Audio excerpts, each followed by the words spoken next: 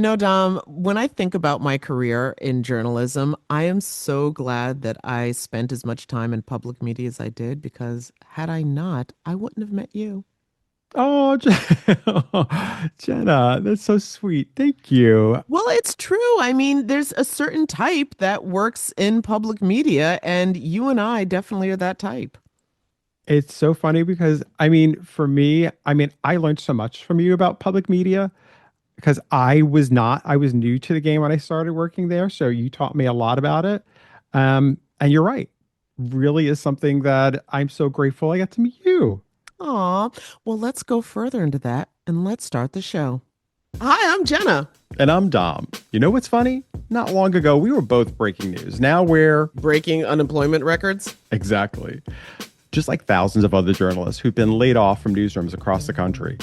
Yeah, and after the shock wore off, we kept asking ourselves, what the hell do we do now? And over many, many cups of coffee, And maybe a few drinks. we realized we had a unique opportunity here. Why not pull back the curtain on what's really happening in American media? Right? I mean, we've spent years in this industry seeing how stories get made or don't, and now we can actually talk about it. And trust me, there's a lot to talk about. From local news disappearing to social media reshaping journalism, we'll break it all down. And look, we're not here to lecture anybody. We just want to help make sense of the information that we're getting and maybe have some much needed fun along the way. So whether you're glued to the news, just trying to figure out what's real in your feed, or curious about the future of media, come hang with us. Welcome to Laid Off and Looking, a podcast where two journalists Are taking a critical look at American media.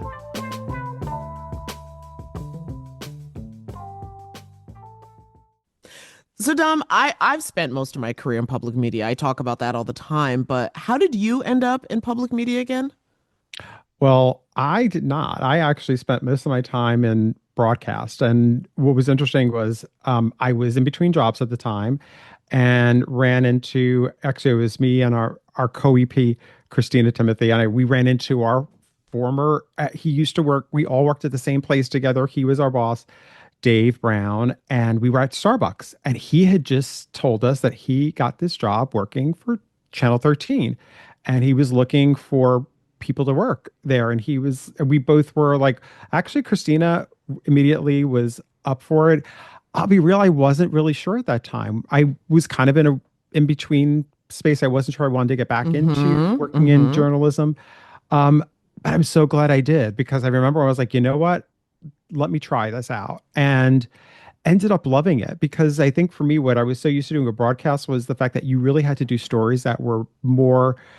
Listen, it was always about the ratings. And Mm-hmm. you're lucky if you had an interview that lasted more than 5 minutes. You know what I mean? So for me, entering this world of public media where it was like you're really focusing on the community and the people who live there and not having to be like you did have more time. You didn't just do 5 minute interviews, you did half-hour interviews. They'd be like, we do a half hour, but understanding too, like the longer interviews does not mean that it's boring because you have to make it interesting. Of You just course. have, but you do have this ability to connect more to people.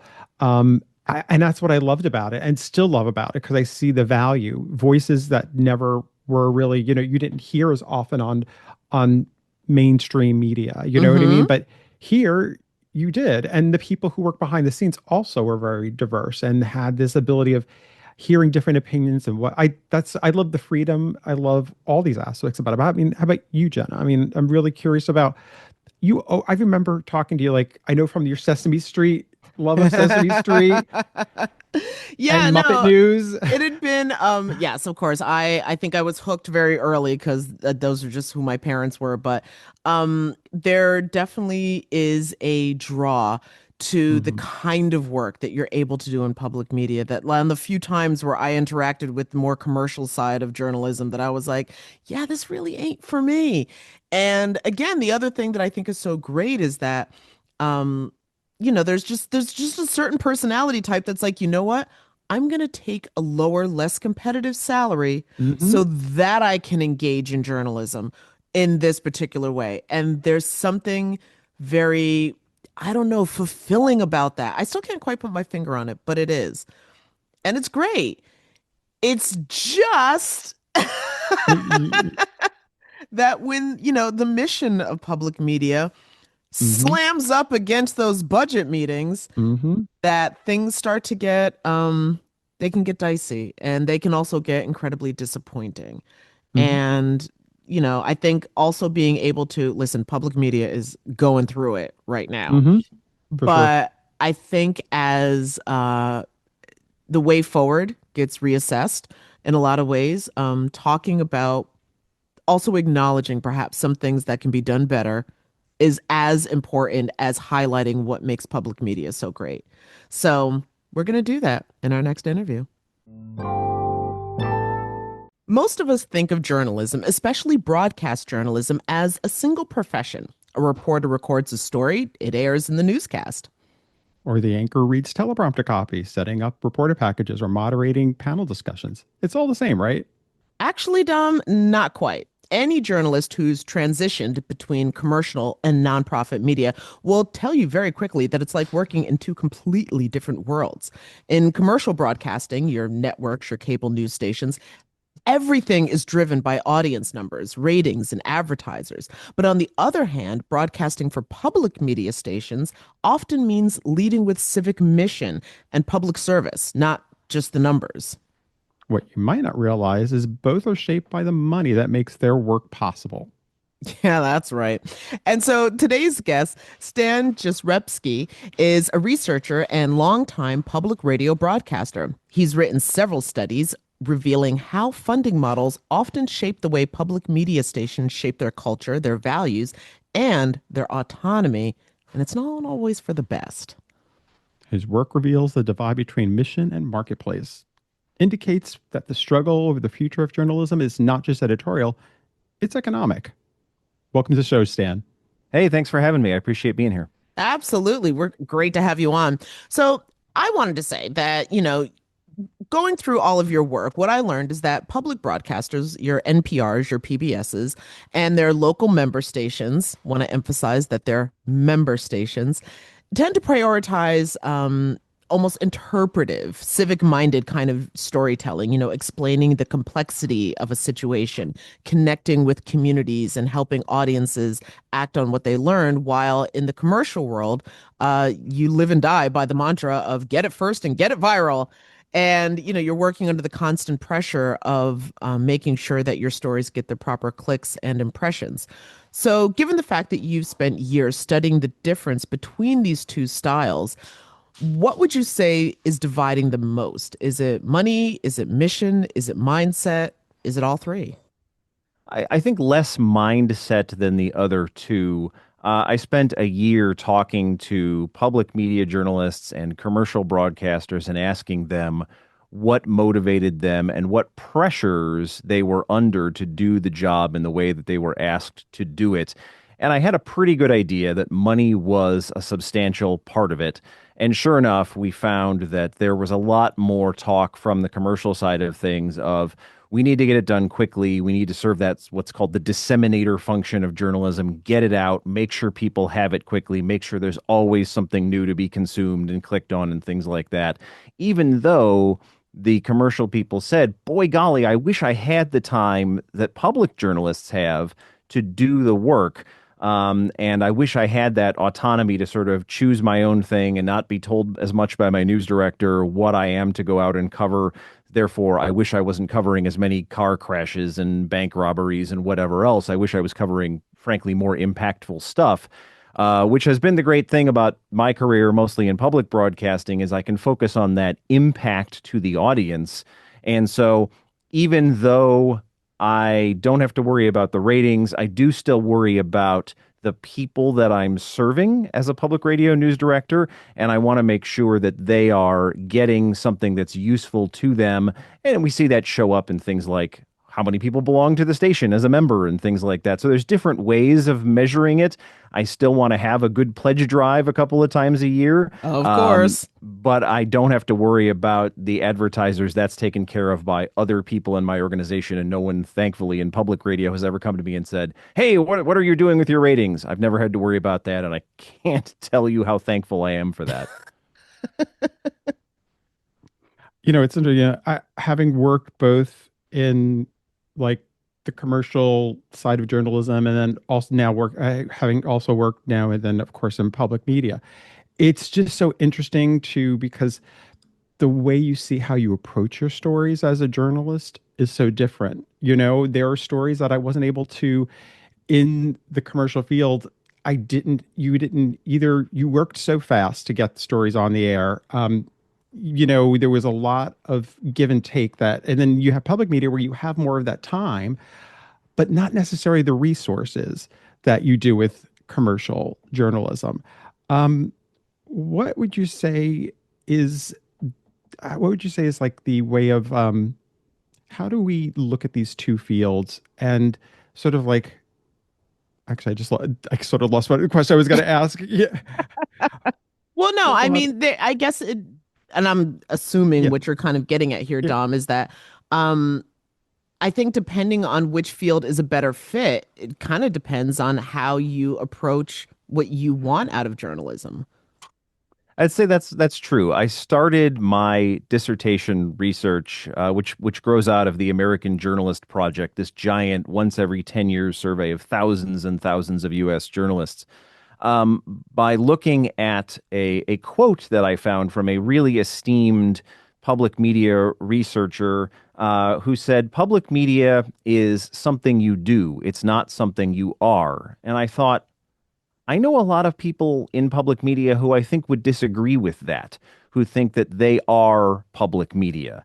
And, you know, you have even public media stations out there, WYPR is your public media, is what YPR stands for in that.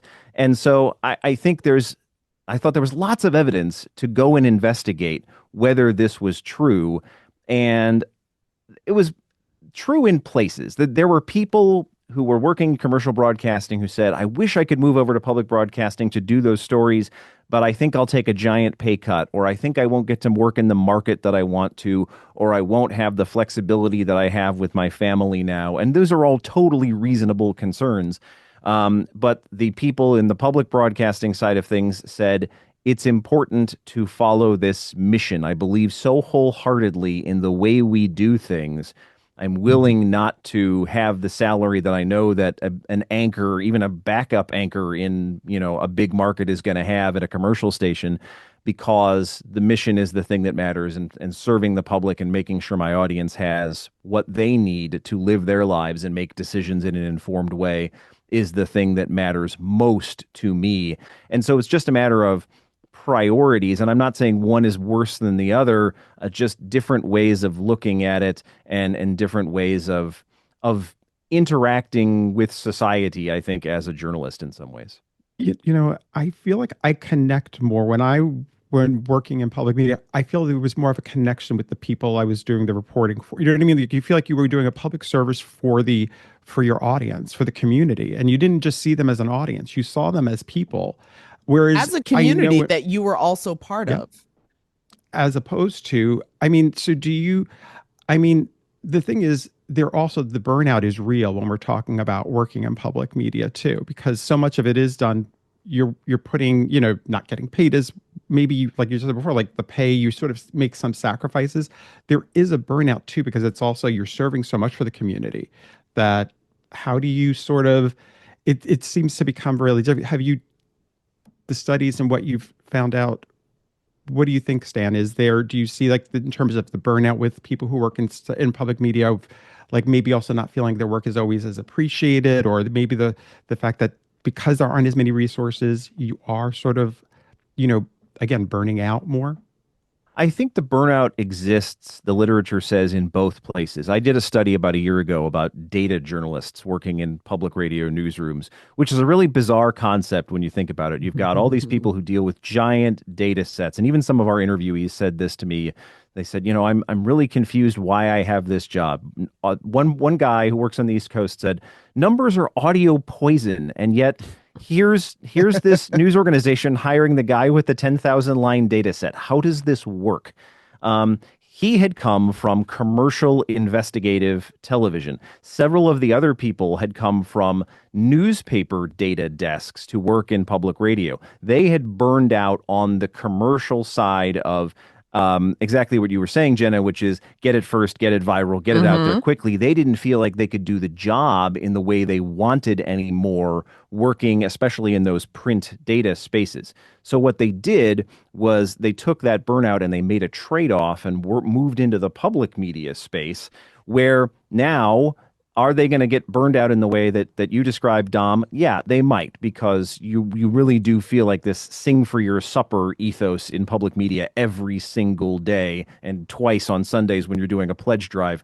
And so the burnout is there no matter what. It's just a matter of how you want to be compensated, because there's a wonderful researcher, Rodney Benson, who works in New York, who studies public media and either is about to or just has come out with a book where he quantifies the fact that if you work in public media, you're probably going to win the lion's share of the awards. Like, public media just does the majority of the award-winning work that's out there, They and the do be numbers back cleaning it up. up at the local Emmys and the Edward R. Murrow Awards and Right. Peabodys and all that stuff. So the problem is you can't spend awards at the grocery store, right? No. They feel great, they look great on the wall, but you can't spend it in the same way you can Mhm. spend the salary you're going to get in commercial media. So what is the trade-off you're willing to make? And that's what both sides of the equation are dealing with. That's, can I just say, a very hyper New York, borderline Brooklyn thing, and that is that I don't know, the aughts or whatever band TV on the radio used to constantly say you can't eat critical acclaim. It is true in a lot of ways. Exactly. But I want to pivot though, because what drew me, what at least got you on my radar, was that you had done a whole study about diversity in public media. And given, I mean, there's so many different ways to come at this, but I'll start with this.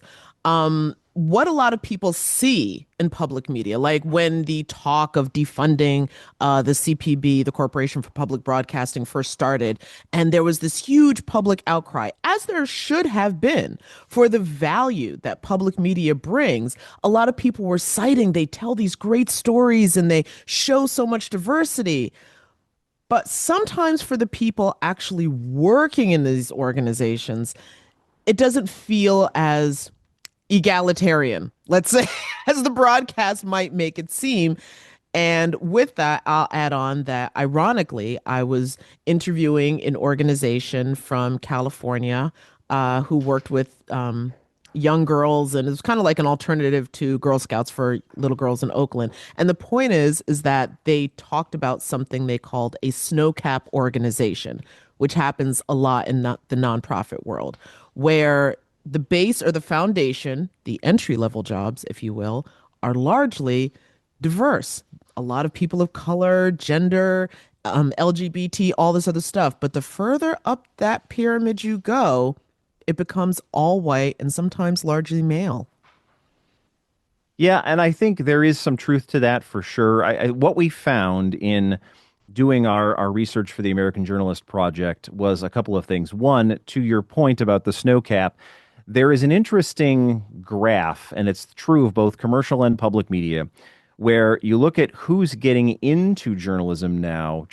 Let's just take it from a gender standpoint. Mm-hmm. 70% of the people who get into journalism in the last 5 years have been women. Mm-hmm. So now look at the people in terms of the experience curve when you go up to those people who have 15 to 20 years or more of experience, and it completely flip-flops to where it's 70% men. And so there's some phenomenon in the middle there that we probably need to do a better job as researchers in studying to figure out what is stopping us from retaining all of that talent and is causing that sort of changing of the demographic makeup of these organizations.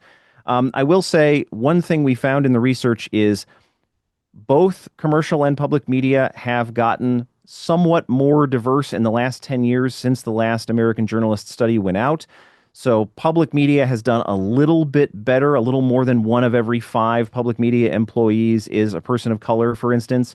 And so we want to be careful to give some credit, but say we still have a long, long way to go before we get anywhere close to the demographics of the United States and to truly representing the communities that are out there across the entire country, remembering that many of them are not East Coast or West Coast, but are somewhere in the middle, and you've got a giant diversity of people who need to be covered. And so I'm hoping when we do our study again in now, I guess, 7 years or so, we will see continued improvement towards that representation across the board, which might at after we do this for some time, get rid of that snow capping, as you say, and so that's something that we're going to be very interested to look at because it certainly is a phenomenon. We show signs of maybe being on the path to being a little bit more egalitarian in how these opportunities are handed out to people. We're not there yet, though. I think it's important to say. Well, one of the things when you were talking that it made me think of was I was in a training and for a public radio station when I was working there. And one of the complaints or issues that seemed to come up when it wasn't talking to staff members, but to the community that the station served and whether or not you listened or you engaged. And what came out of that study was that largely, I'll just be frank, Black and brown communities weren't necessarily engaging with public media. It was much more affluent and much more white. And one of the reasons that was given was that when people heard stories about the Black and brown community, basically people were just like, it feels very Jane Goodall-ish. Like you're helicoptering into our community and sort of reporting on the natives as an outside. And anyway, and it was the first time that I was like, oh, we do that. It's an interesting time right now in public media due to the congressional rescission of that $1 billion that went to the Corporation for Public Broadcasting. So stations like mine, as we tape this in the middle of October, have just for the first time stopped getting checks from the federal government, right? Yeah. So we're going to have to figure out how this works. And one of my hopes is that one thing that NPR could lean into a little bit, since NPR only is losing 2% of its budget, my station here in the middle of Missouri is pretty normal. We're losing about 10% of our budget, but there are some that are losing 40 and 50% of their budgets. Is that NPR could say, hey, you know what we need more of? We need more stories from member stations, so that you can have people who are in these communities, who hopefully represent these communities in some way, reporting on national air, so it doesn't look like an NPR reporter helicoptering in, learning on the job, and then doing a report that, in a lot of cases, I have heard complaints from many, many reporters across the country when this has happened to them, and it's happened to me in my newsrooms too. You go, all right, they did an okay story. We would have done it better because we know the community better, or we had somebody who was more connected to the people they were talking to. So I'm really hoping that in the sort of vein of never let a crisis go to waste, this is one thing that NPR could do to both bolster its coverage and give more of those storytelling opportunities to a much wider range of people. Sandy, when we talked earlier about, of course, the disparity in terms of pay with working on public media, between that and then also now adding the fact that there seems to, a complaint that we always heard was there was a frustration for people who worked in the day-to-day jobs. It was the frustration of rising up in positions and management. It like how frustrating point, how frustration, what's the frustration in terms of, have you seen from the journalists who work there, who work in public media, in terms of these two, in terms of salary and also watching, again, the Can you ability to grow? rise up? Yeah, I think it's a difference between thinking about one's career path and thinking about one's skill set. So it is not super hard to build one's skill set at a public media station. In fact, I think people grow very, very quickly from early career journalists to really skilled audio editors and audio storytellers at public media stations. It is one thing the public radio network in the United States is very, very good at. However, when someone gets good, because you have to remember that a lot of these stations are in small to mid-sized markets, 2/3 of them are owned by educational institutions, and so many of us tend to be on college campuses like I am here at the University of Missouri.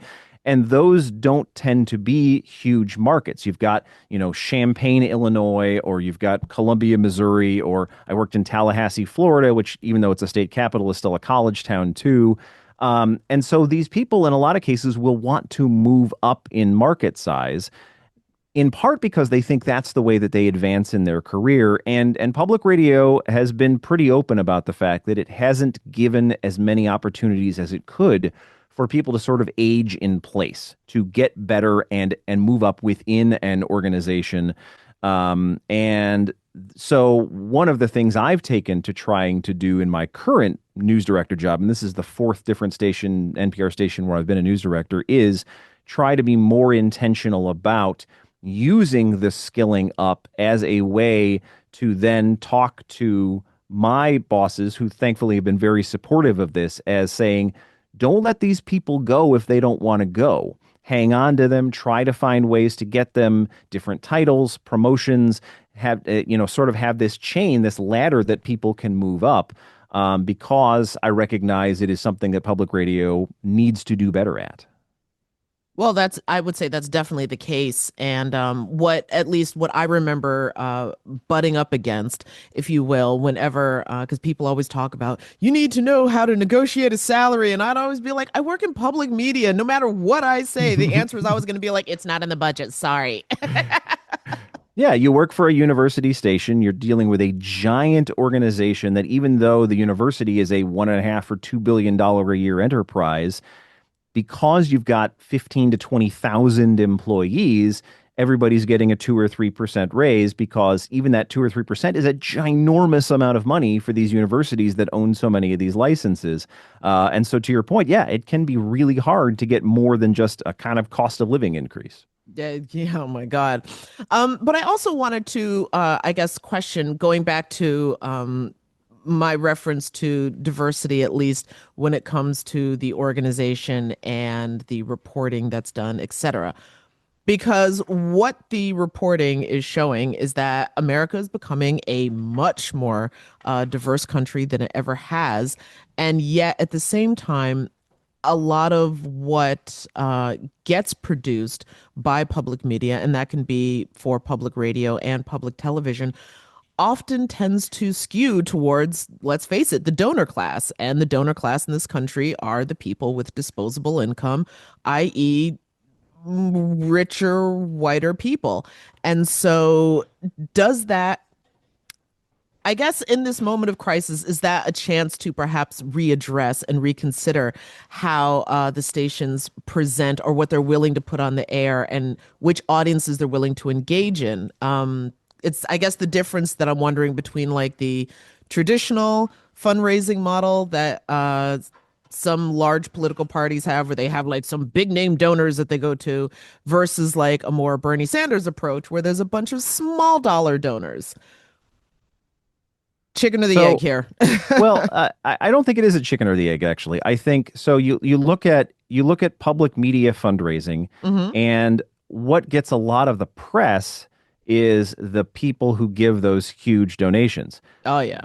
But the plurality of money, 40% of all money that goes into every member station in the country, comes from those small sustaining donors, $5 or $10 a month. They are the biggest source of money. And so that definitely is an opportunity to say, this is your public media station.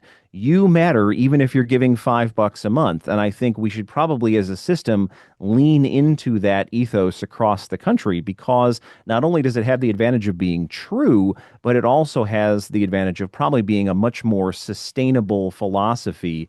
And public media has definitely benefited from the fact that it does have a much more diverse funding model. There are 6 or 7 streams of money that come into the average public media station, whereas the average commercial station, there's one source of money. You make money from ads, and that's it.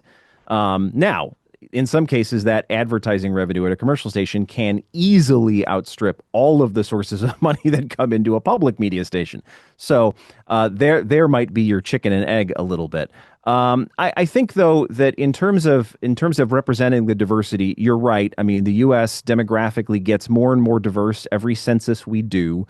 And we definitely ask questions of the audience that go to the idea of, do you think your local station, especially in its makeup of its journalists, is representative of the community? And by and large, people say no.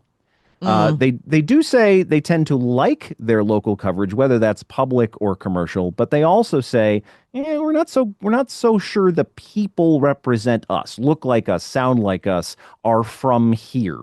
And that's in part because journalism has always been sort of this transient business, right? People move from station to station, whether you're in commercial or public. So, how do we figure out, to your point, how to market what we are doing effectively to those communities? So, first, you have to make a decision to serve those communities. Then, you have to follow through on it.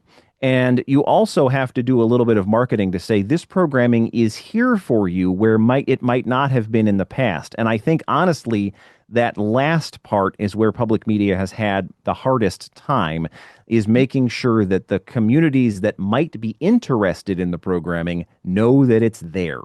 And so this is why you've seen fits and starts. You've seen some successes. Like you look at things like It's Been a Minute, you look at things like Alt Latino. These are by journalists of color, in large cases for people of color, and Hmm. those have been successes. There have been others, though. When NPR a year or two ago had to lay off a bunch of people, one of the things they cut were about four different podcasts, one of which was aimed at, for instance, queer Black Americans.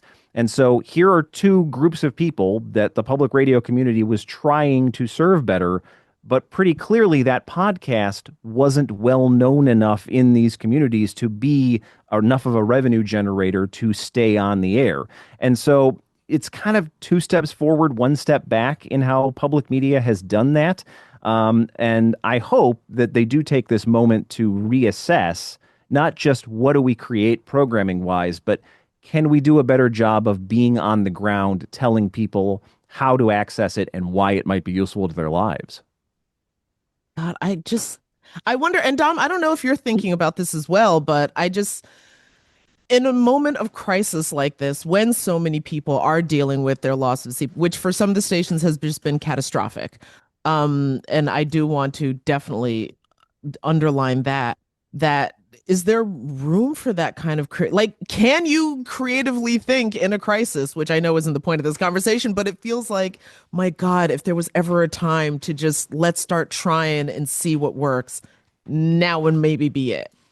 I mean, I think it really depends on where you are funding wise. If you're a station like ours that's in that normal 5 to 10% range that a lot of stations are in, we will figure things out, I think.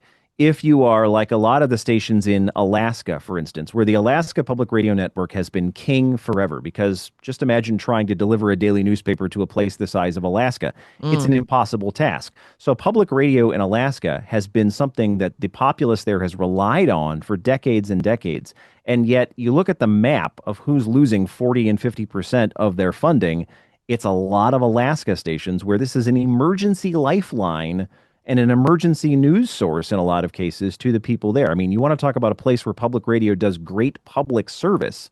It's Alaska. I'm doing a study now on actually a station in Alaska trying to figure out what it's going to do.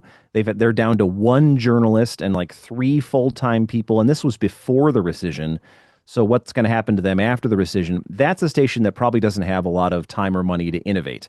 But I Mm. think those of us who are in the normal 5 to 10% cut range still have that ability. And I hope, to your point, we take this opportunity to sort of reassess and go, are there any resources we should redirect so that we are really being able to make the point to say we're considering all of the things every afternoon, right? Well, yeah, because how do you develop, if you're looking to expand and bring in an audience and develop that relationship with that audience that is outside of the bubble that you've been serving, how can you develop that relationship with people if you're not investing in it? Because we all know sometimes it takes that slow growth to get there with the audience. It was interesting in the study work that I did with the Public Media Journalists Association about diversity in public media. One of the things that came up over and over, and this was not a question we asked specifically, so people had to come up with this on their own, and it came up 20 or 30 times in our survey, was people said, you know what our station needs to do better at? Community engagement. We need to do better about being out in the Hmm. community, hosting events, talking to people face to face. And further, if you look at what Jay Rosen did 30 and 35 years ago about the first sort of idea of like being a public servant sort of news organization, the other part of that is not just go out, ask people what they think, admit if you're wrong, because what Jay Rosen found was that a lot of stations and a lot of newspapers in that case thought they were doing one thing and the audience thought they were doing something totally different. So you go and you admit that you might be wrong, you listen carefully, you try something else based on the feedback you get from your audience, and then you still have to follow up at the end of that. You still have to go back and Hmm. say, here's what we tried. Assess for us whether you think it worked. And the audience will again give you a pretty honest assessment. One of the great things about the public and public media is they'll be pretty doggone honest with you a lot of the time. If they think you Hmm. fell on your Hmm. face, they will tell you you fell on your face. And I appreciate that because I feel like the newsroom, as Jay Rosen showed, the newsroom can be a bubble, to your point, Dom, and we want to get out of that bubble. We have to get out of that bubble. And so I think the fact that so many of the journalists in the PMJA study were saying we need to do better community engagement is a reasonable way forward for a lot of these stations to think about. It's one that doesn't necessarily have to cost a lot of money on the front end. What it really costs is time. And so if you put in that time, I think the return on investment could potentially be very interesting to look at for a lot of these stations. It's interesting. Jen and I have been doing this whole series on AI this season. And one thing that's come up a couple of times when we're talking about AI in journalism is where people have mentioned the one place AI has a difficult time or will have a difficult time doing anything in is this fact of how the community, the fact that it can't organize people. And what's interesting about what you're telling me here is also here's something that public media has as opposed to commercial television, which is it has this grassroots aspect to it that it can connect to the community it's in. And really, that's what they need to be taking advantage of more than anything else at this point in terms of where they're at. Right. I think that visibility is important. If you are out in the community reporting, you should also be kind of reporting on your reporting, telling people what you're doing, Mm. assessing whether they think you're doing the right sorts of things, and being able to be nimble enough to change if you need to, because people will respond to a journalist whose hand they can shake at an Hmm. event. And I believe that's not yet, I don't think, a capability that AI has. And I really hope AI doesn't get that capability because that'll weird me out and I'll move to Mars. Don't start. Don't start with Jen. I know Don't I start. have a serious axe to grind with AI and its attempts to encroach on stay in your lane, I will stay in mine, is my point of view on the whole thing.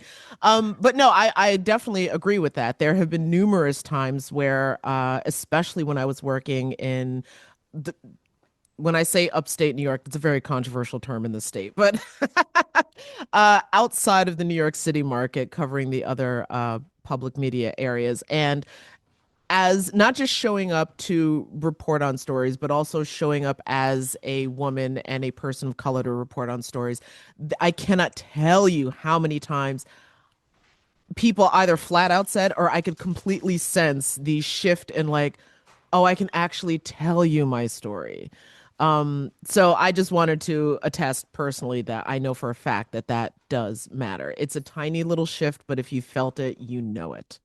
Right. When you can build that sort of rapport with your community and not feel like you are helicoptering in, which I don't think any journalist wants to do. I mean, we're pretty attuned to the fact that this has been something that journalists have done and have really taken it in the chops for, perhaps rightly so, for a long time, no matter where you work. And so I've heard that same story that you just told, Jenna, many times from many journalists. And I think there's a preponderance of evidence that shows showing up is important. Hmm. Well, I also want to go to speaking of that, the notion of trust. For years and years and years, you've had these studies that show that, like PBS is the most trusted television broadcaster. NPR is the most trusted radio broadcaster. Um, Again, in the name of being helpful with criticism, is there a chance that maybe we've kind of been relying on that patina maybe a little bit? Maybe. I think so. There's a study out there that for 20 years running has shown PBS to be the most trusted media brand in the United States. As a researcher, I am forced to point out that one limitation of that study is it's partly commissioned by PBS. And so it is totally reasonable to look at it with a slightly jaundiced eye and go, are you really 100% sure that this is true? However, finding the same thing 20 years in a row is hard to do in any study. And so at some point, you might believe that at least there's an undercurrent of truth there. But you are absolutely right that it is not a laurel on which public media can rest. And so I think just saying, hey, look, we're the most trusted, especially at a time where you look at the debate surrounding the congressional rescission, and you look at the way that public media in the United States is actually treated very differently than public media in Europe. In terms of Yeah. how it's talked about. You look at Scandinavian countries are very interesting. They have this idea that public media funded by the government, at by the way, a much higher per capita rate than the US funds it, 20 or 30 times higher per person, is a function of having a well operating democracy. It is baked into the public's way of seeing whether they think their country is operating well in Norway or Sweden or Finland. And one thing they do, interestingly, is they sort of eschew American programming. They could pick up Sesame Street and translate it into Norwegian if they wanted to. Instead, what they say is, thanks, we appreciate the offer, PBS. But what we're going to do instead is air really local programming. We're going to air the third level Norwegian soccer league because it is quintessentially Norwegian. You saw the story probably a couple of months ago about public television in Scandinavia watching all the cameras that were watching the moose migration, this slow TV movement. It was by, for, and of Scandinavia. And I think it's amazing. What a great idea. And how many news stories did you see about, my gosh, have you seen what the folks in Scandinavia are doing? They're just sitting there watching snow for hours on end and never Okay. seeing a moose. And Here's then you see a what's moose and you're like, my gosh, it's a moose. Here's what's so wrong with me is I can't even begin to explain to you how excited that idea got me. Like, oh my God, I would love to do something that like hyper low. Okay. Yeah. Um, So this is the sort of way that we could take that trust idea and actually translate it and say we are producing things that really matter to this community. And I think a lot of the public media stations in the country do actually produce programming that is very, very local to where they are. The problem, of course, you run into is that if you're in Boise, Idaho, and you're producing a story with lawmakers who are doing the Idaho lawmaking session, that probably doesn't have a lot of relevance even to Montana or Washington or some of the other states there in the Mountain West. And so we're kind of doing very valuable narrowcasting, which has been the model for a long time. So how do you get to a point where you're still serving those local communities, but you get like the viral moose sighting at the same time? I don't know. There's got to be a way though, because I mean, okay, so confessions of a former state house reporter here. To me, there's got to be a way of somehow relating because what happens in the state houses is actually much more relevant to people's lives and even more importantly, maybe like your county legislature, et cetera. But also sort of ripple effect that could have on other communities because what gets set as, normalized here can then be replicated and replicated and replicated. Like I would want it. Okay, maybe it's me. I'm now thinking about it. It could be me because I'm the nerd who actually wants to know what's going on in Boise, Idaho. I think there are a lot of people who care a great deal about what's happening in their state legislatures, especially as, to your point, state house reporting is one of those things that has diminished tremendously in the last 20 to 25 years. You have so many fewer state house reporters, so many fewer watchdog journalists because just fewer news organizations are investing in that. And so you have more pool reporters who are reporting for multiple places. So you get this kind of sameness because it's the same story that gets put out several different places. And so those folks who are investing in the State House reporting, I think, are worthy of our time. And in a lot of cases, it's still public media stations. We have even if it's students like we have here, we have this wonderful cadre every spring of University of Missouri School of Journalism students, a couple dozen of them who go down to the State House in Jefferson City, which is about half an hour south of us. And they are probably the largest single media organization worth of reporters there. And then what we do is we send the stories out to a whole bunch of different newspapers around the state. And so, thanks to the help of the Missouri Press Association, we get to still have that robust State House coverage. And you look at the fact that, there are things that happen in state houses that do get shared and do get noticed. And I think if we looked more for those things and then looked for patterns in them from state to state, then you could show, hey, look, the public media people have really been on the job in all of these different places, and they're kind of finding some of the same stuff. And so now it's this trend story that has gotten from narrowcasting to an audience of us here in mid-Missouri to, oh gosh, I noticed this is happening in Helena. I noticed it's happening in Sacramento. Exactly. Okay, this is my little bone to pick. I'm going to let it go after this or not. But I remember seeing an episode of John Oliver's show, and I understand Last Week Tonight with John Oliver has unbelievable resources, but they actually did a story about how some of the lobbyists were basically giving state legislatures like a blank slate, just like fill in your name here, here, Right, here. model legislation. Exactly. There you go. And I remember thinking, I'm like, man, I bet if we could talk to each other better, we also could have broken that same story But also in a it's more finding cohesive way. But it's also people knowing that it exists. This is totally, it sounds off mark, but on social media, there are the people who follow. There's a bar in Florida that they have cameras all over their bar, and people have an opportunity to watch everybody in the bar hanging out. There's 3 levels of this bar, and the cameras are there, and people online watch this for hours. There's like over 1,000 people in a room watching this. And people find it because they're on TikTok or they're on Instagram or they're on YouTube. That's where they stream this. And I guess I say because there's access to it. And I feel like when people, if they know something exists, people will go. People will follow because people actually might be much more interested, Jenna, and when you talk about state politics, and then if they actually know it's there and they can find it versus not. Does that make sense?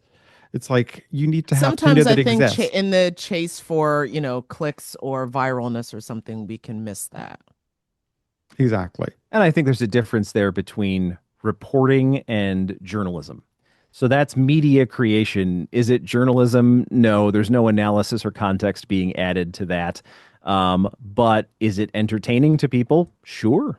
And could public media maybe do a better job of being entertaining to people? Yeah, I think that's not an unfair criticism. Speaking of being entertaining to people, I'd be remiss if I did not point out the fact that you and I both speak in a very particular type of cadence. Words are enunciated in a very specific kind of way. And that is something that, I mean, again, the NPR sound is a punchline on SN.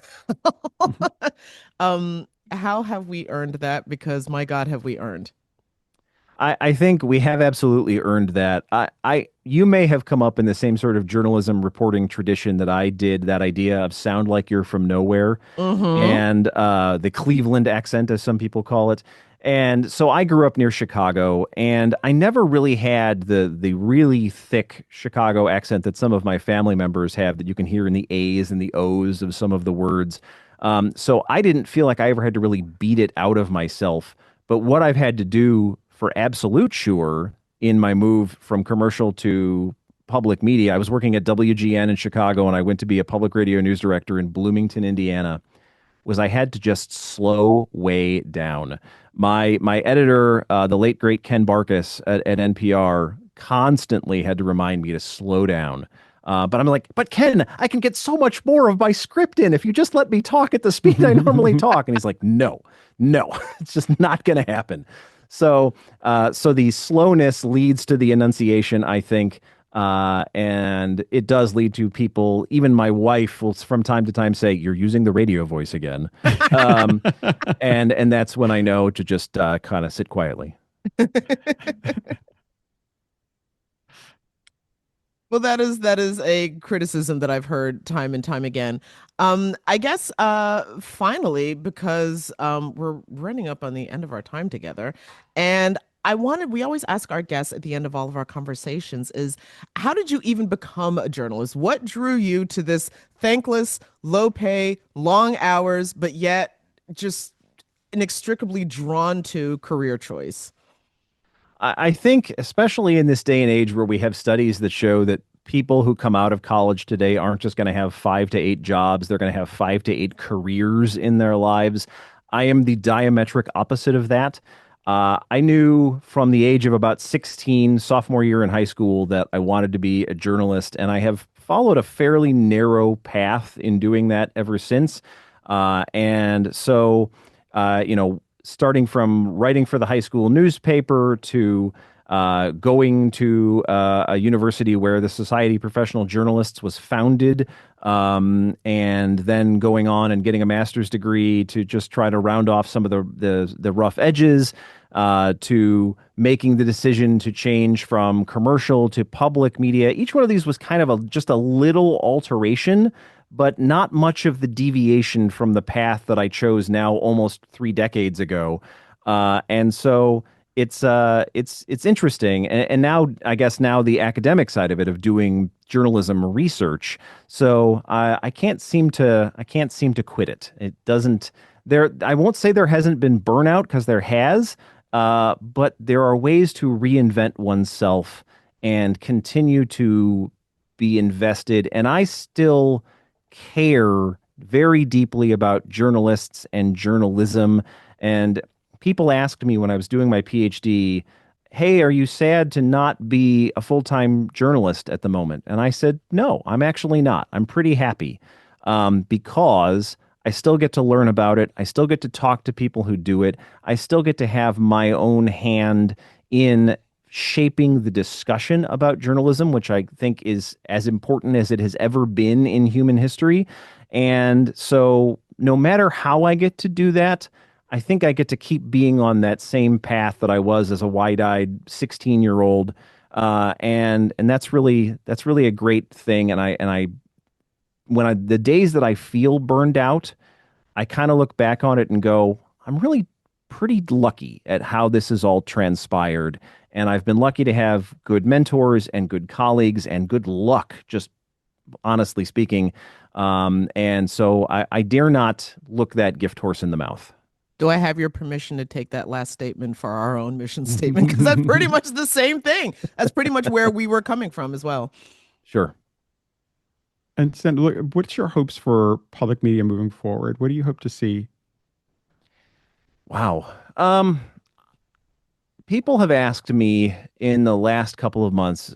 So we were doing orientation sessions here at the University of Missouri for freshmen who were just coming to school and trying to figure out how they wanted to be involved in the media. And I had a young woman come up to me and say, I've been one of these backseat babies my entire life. Every time I drove around with mom, NPR was on. And I need you to tell me as honestly as you can, she said, is public media going away?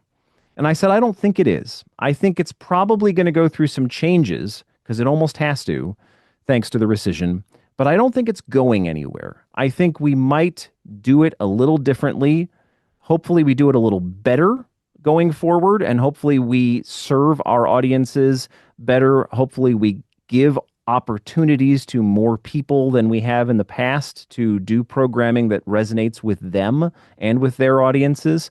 But I don't think public media is going anywhere. I hope we really can use the idea of never let a crisis go to waste. It'll be interesting to see if, when we get a new presidential administration in a few years, if we get to a point where we have federal funding again, because again, there are plenty of countries out there where the whole of the society believes I'm willing to pay a fair amount to have public media to represent this society and to be that sort of watchdog. We're not there at the moment in the United States. I'll be curious to see if we get back to that. Nothing lasts forever. Stan, thank you so much for joining us. This has been, I think, an enlightening and at least for me, affirming conversation about my weird obsession with all things local programming. No, But really lovely to be with you. I thanks for the opportunity. absolutely, thank you. Thanks, Dan. Laid Off and Looking is an independent podcast conceived of and created by Jenna Flanagan and Domenic Camia. Music provided by Jake Howitt. Research by Laura Rothenbucker.